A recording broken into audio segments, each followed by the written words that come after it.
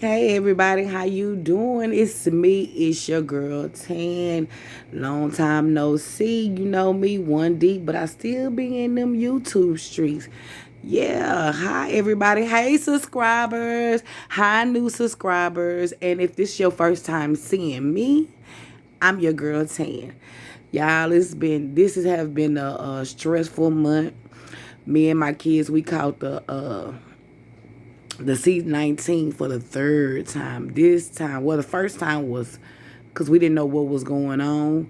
It was awful. But this time, they just had us down, especially the kids. Normally, the kids just run a fever for a day or be sick for a day and they will be okay. But one of my kids, it took me 4 days to break his fever and get him together with the fever, the diarrhea, the coughing, the vomiting, the tiredness.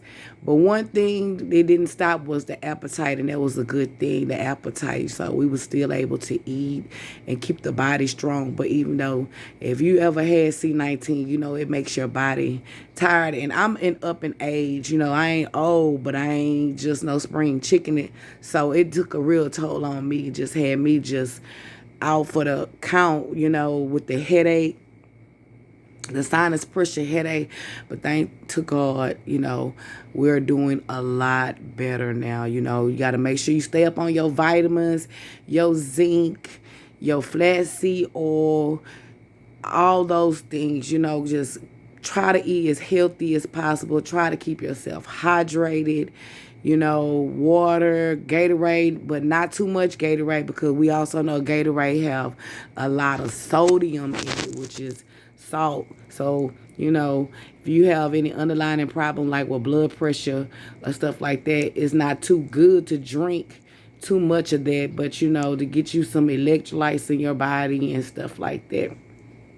Your B12, you need your D3, because it's hot outside and a lot of people are not going outside to get that uh vitamin D from the sun. Everybody been trying to stay cool because it's been extremely hot. I'm in Texas, Channelview, Texas, and we've been in the 3 digits out here. I'm talking about the grass is I'm lucky. My grass is not dying, but I see a lot of people around me. Unfortunately, they grass or is dying or whatnot. But luckily, mine is not. Or whatnot.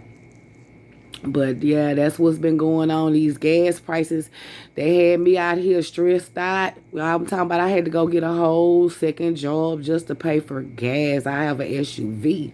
So with that being said, every time I hit that pump, it's $100 or more. Had me around here just shaking in my boots. I was just cussing at the machine. And I know the people like, what's wrong with her? I just hated to pull up to the gas pump because I knew I was gonna get mad every time. It's this gas prices, even though they brought it down a couple of cents, it still have you out here making life changing decisions. Like, for some people, especially for those that just make minimum wage, if you have an SUV as I do, or a truck, or even a small economy car, it has you making life changing decisions, because basically you are just working just to make it to work, just to pay for gas. And even though they brought it down 17 couple of cents, I'm gonna need them to bring it down just like they brought it up drastically. You know what I'm saying? I seen on the news that Mexico is offering us to buy gasoline from them. I'm not too sure about that. But have y'all noticed when you pump your gas, you don't smell the gas no more? Or by it being so hot, you normally see the fumes coming from the pump. When from your gas pump, you'll see the little fumes coming out of it. You haven't seen no fumes, and the gas is just thin. It's just running through. Like, what's up with that? And they up here talking about keep your car maintenance and stuff like that. But with these gas prices, you doing good by keeping gas in your car and making it to the location that you need to be in. You understand what I'm saying? The other day I was reading Newsweek, or it's a Yahoo thing or whatever, and it's like just keep you up to date and abreast of things that's going on in the world. And I came across this article that In China, they made a bust on one of the cargo ships. They found 7,333 African penises. How they found them? They were stored in plantain boxes, and they felt like that they were plantain, but they wasn't stored correctly in the right temp or whatever, and went to open the boxes. When they opened the boxes, they noticed there was penises, 7,331 African origin penises, which they was harvesting to be eating. They was finna sell these penises so people can eat these penises. You know, it's just wild out here. That's crazy. They're eating penises, which is no surprise in the world today. That's where we go with the Roe versus Wade. How do you feel about that? About they overturning that decision right there, saying that, you know, a woman can't have an abortion. Myself, you know, I feel like it's up to the woman to do as she chooses to do, because in this day and age, and as sad as it is, majority of the time, women already know they're going to be a single parent. A lot of women. And it's unfair, you know, that you can't get an abortion, but they're not doing anything to make the guy stay around and take care of the kid. And it makes you wonder, you know, like, what's up with this, you know? As I was talking about the penises, the harvesting. We all know they harvest children. They harvest babies, especially babies, you know, or whatnot.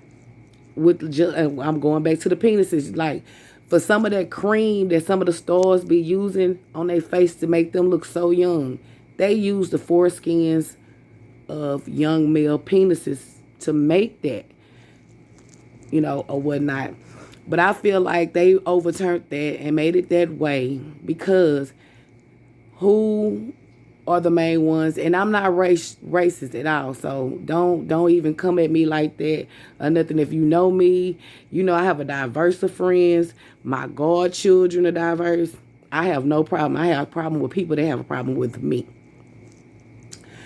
But I feel like that, you know, the white women are the main ones that goes out and have these abortions. And as we know, the white race is not flourishing. They're really like deplenishing. Mexicans are first, Hispanics are first, then it's us, and then it's the Caucasians, right? So they're trying to build up their race again because they're dying out.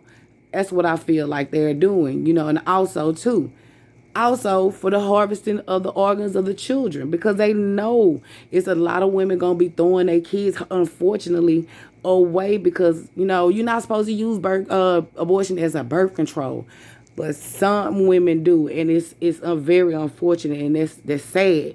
But a lot of women just out here just having these kids because they think the guy gonna be with them. Once they find out the guy not gonna be with them, they not interested in the kids. I just feel like we're gonna find a lot of kids. Like when I was little, I remember watching News 13, 11, 2. You know, they was finding babies in the toilets. They was finding babies in abandoned houses. They was finding babies in trash cans. Look at the comedian Tommy Davidson from Living Color. Didn't he say that his mama threw him away in a trash can, and the lady that adopted him heard him crying out the, you know, garbage can, something like Losing Isaiah, the movie with Halle Berry. You know, I just feel like this is going to be an unfortunate event for some of the kids. You know, it's going to be a lot of kids going into foster homes. It's going to be a lot of kids being mistreated. It's going to be a lot of kids tossed away. And it's very unfortunate, but I do think that they're trying to build up their race.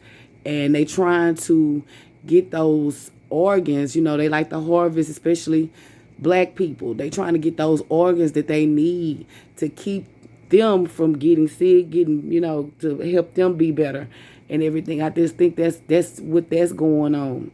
They know that it's going to be a lot of fuckery with these babies. They know this. And I just hope that they're ready for it, which they are, because they know what they're doing. You know, let's talk about your girl, Brittany Griner, the WNBA player that's now in Russia. They said that she got caught with a pen, a vape pen, also some marijuana cartridges, and trying that she can get up to 10 years over there. Now, my thing about it is she been playing basketball over there, going backwards and forth from America to over there since 2015. She knows the law over there. I'm quite sure. I'm not. I just don't think she's no dumbass woman. You know, she knows better. And I feel like whatever the law says, that's what it is. And she has to face the music. As Americans, we are so spoiled and think we can go anywhere and act a fool and get saved. No, it's rules and regulations. Just because it's okay to smoke over here, it's not over there. And also, they don't like gay people, or whatnot. And that's what she is. If you listen to her, she sound like a dude. She taking testosterone. If I'm not mistaken, I seen a video with her shirt off. It looked like she didn't removed her breast, or whatnot. So, and my question was, if she taking testosterone and she didn't cut off her breast, why is she playing with the women? Shouldn't she be playing with the men? I mean, just to be fair, if she's trying to be a man, put up with the men. I mean, that has nothing to do with it. I'm just speaking on it. But I just think that she just gonna have to face the music. She then got a hold to her wife, then got a hold to Biden and Kamala, and they had a discussion or whatever. Russia even propositioned that they can give her back to the United States if they release one of their terrorists that we have in prison over here, the Merchant of Death. I don't think this worth it. I think if they gonna trade the Merchant of Death, it should be for something or someone more high profile, something more deeper than just marijuana. Unfortunately, she was over there, and it's wartime. At wartime, you should be a lot more mindful about the things that's going on, because the things that you used to get away with, now that it's wartime and everybody that's affiliated with the United States are pulling out of there, she should have just threw that shit in the trash and just waited till she got where she needed to be and found her some weed or whatever it is that she likes there. They said that she had a medical card for this product, for the marijuana vape pen or whatever. But if that was the case, why did she plead guilty? Why is they not telling the people where she's located? Of course, because they probably feel like, America will bully. We'll probably just try to go over there and snatch her up and bring her home or whatnot. But I just think on that issue, it's not worth the trade. And I hate to say it. I know she's a person, but it is what it is. You went over there, you broke the law, you have to pay the price. As simply as that. Also, they said your president has the C-19 or whatnot, mild forms, because he's vaccinated or whatever with all his boosters or whatever. And people fail to realize it, because you've been vaccinated and have your boosters, you still can get it and give it away to people. It's the same thing, They say your symptoms will be a lot less severe or whatnot. I don't believe that. I believe it's about what your body's going to do, because how do you know what your body's going to do? If your body say, hey, I'm tired, it's time to get up out of here, vaccinated or not, that's what's going to happen, in my opinion, And then that's what I've been seeing. I've been, laid up, eating soup, trying to get myself together. Also, these kids or whatnot, and, now they said you only need 3 to 5 days to isolate from the C-19. I don't think that's wise. The teachers in Houston now is no more pay for COVID leave. Like, you have to come back to work or whatnot. But what if you're not clear? What if you still are sick? Some people symptoms are a lot severe than other people. I have a friend that work at a nursing home, and if you catch the C-19, they let you out for 3 days.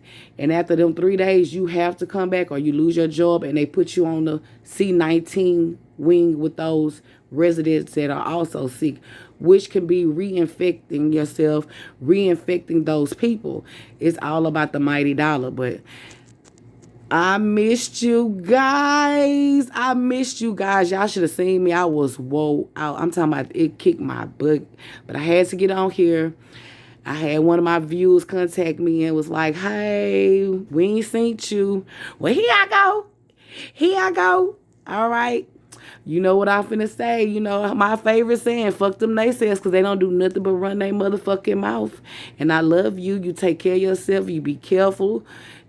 Stay hydrated.